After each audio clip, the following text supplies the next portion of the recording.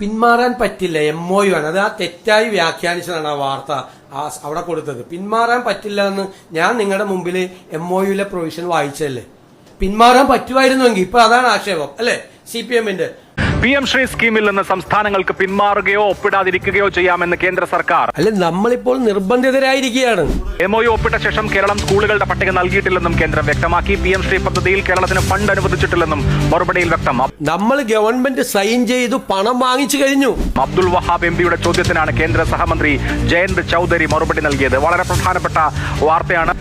ഈ പദ്ധതി ഒപ്പിട്ട് ഫണ്ട് വാങ്ങിച്ചു പോയി, ഇനി പിന്മാറാൻ പറ്റില്ല എന്നുള്ളതായിരുന്നു. 2, MOU ഒപ്പിട്ട ശേഷം പിൻവാങ്ങൽ അസാധ്യമാണ് എന്നുള്ളതായിരുന്നു. ഇത് രണ്ടും പൊളിയുകയാണ്. ഒന്ന്, ഫണ്ട് നൽകിയ 35 സംസ്ഥാനങ്ങളുടെയും കേന്ദ്രഭരണ പ്രദേശങ്ങളുടെയും ലിസ്റ്റ് ഇന്ന് ജയന്ത് ചൌധരി പുറത്തുവിടുമ്പോൾ അതിൽ കേരളമില്ല. അപ്പോൾ കേരളത്തിന് ഫണ്ട് കിട്ടിയിട്ടില്ല എന്നുള്ളത് ഒന്നാമത്തെ കാര്യം. 2, ചേരാതിരിക്കുകയോ വിഡ്രോ ചെയ്യുകയോ ചെയ്യുന്ന സംസ്ഥാനങ്ങൾക്ക് PM ശ്രീയുടെ ഫണ്ട് കിട്ടില്ല എന്നുള്ളതാണ് ജയന്ത് ചൌധരിയുടെ മറുപടി. അതിനർത്ഥം ചേരാതിരിക്കുകയോ വിഡ്രോ ചെയ്യുകയോ ചെയ്യാം എന്നാണല്ലോ. അപ്പൊ സംസ്ഥാന സർക്കാർ ഉയർത്തിയ 2 വാദങ്ങളും UDF MPയുടെ ചോദ്യത്തിൽ തന്നെ പൊളിഞ്ഞു വീഴുകയാണ്. എന്തെല്ലാം പറയുന്നു കേന്ദ്ര സർക്കാരിന്റെ മറുപടി? പ്രധാനപ്പെട്ട കാര്യം, ഈ സംസ്ഥാനങ്ങൾക്ക് ഈ PM ശ്രീ പദ്ധതിയിൽ നിന്ന് പിന്മാറാൻ സാധിക്കുമോ എന്ന ചോദ്യത്തിൽ തന്നെയാണ്.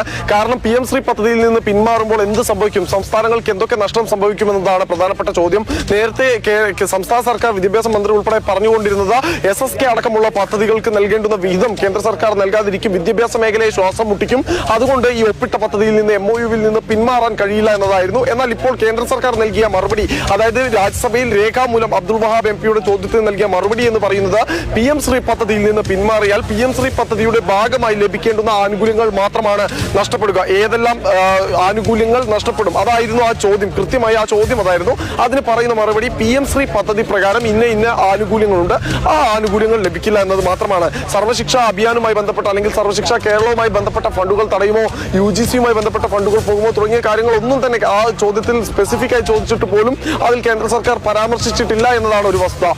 രണ്ടാമത്തേത്, കേരളം ഈ തുക കൈപ്പറ്റി എന്ന ആരോപണമാണ്. പക്ഷെ കേരളം ഒരു തുകയും കൈപ്പറ്റിയില്ല എന്നത് അതിന്റെ ഒരു അനുബന്ധ പട്ടികയായിക്കൊണ്ട് തന്നെ കേന്ദ്ര സർക്കാർ നൽകിയ മറുപടിയിൽ വ്യക്തമാവുകയാണ്. ഈ 2 ഉത്തരവും കിട്ടിയിരിക്കുന്നത് അബ്ദുൾ വഹാബ് MPയുടെ ചോദ്യത്തിനാണ്. അതേസമയം V ശിവദാസൻ MP ഉന്നയിച്ച ചോദ്യപ്രകാരം PM ശ്രീ പദ്ധതിയിൽ ഏത് കരിക്കുലം നടപ്പാക്കുമെന്നതായിരുന്നു. അതായത് നമ്മുടെ സംസ്ഥാന വിദ്യാഭ്യാസ വകുപ്പ് അടക്കം പറഞ്ഞുകൊണ്ടിരുന്നത്, PM ശ്രീ പദ്ധതിയിൽ ഒപ്പുവെച്ചാലും RSSന്റെയോ അല്ലെങ്കിൽ BJPയുടെയോ രാഷ്ട്രീയപരമായ അജണ്ടകൾക്ക് മുന്നിൽ വഴങ്ങില്ല, അത്തരം കരിക്കുലം അല്ലെങ്കിൽ അത്തരം പാഠ്യപദ്ധതി അതിൽ അവതരിപ്പിക്കില്ല, പഠിപ്പിക്കില്ല എന്നതായിരുന്നു.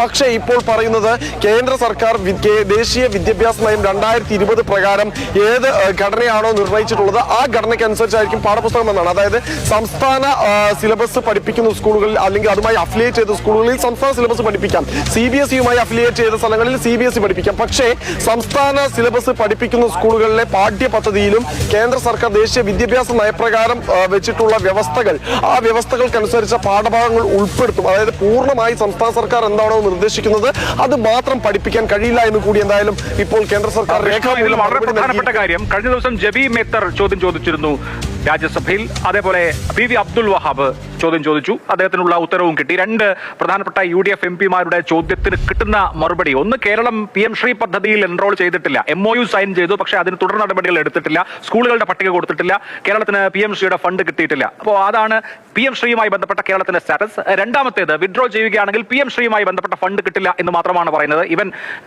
SSKയുമായി ബന്ധപ്പെട്ട ഫണ്ടിന്റെ കാര്യം അതിൽ പരാമർശിക്കുന്നും ഇല്ല. അപ്പോൾ സംസ്ഥാന സർക്കാരിനെ സംബന്ധിച്ച് അനായാസം ഈ MOUവിൽ നിന്ന് പിന്മാറാം എന്നൊരു സാഹചര്യമാണല്ലോ ഈ 2 മറുപടികളും നൽകുന്നത്.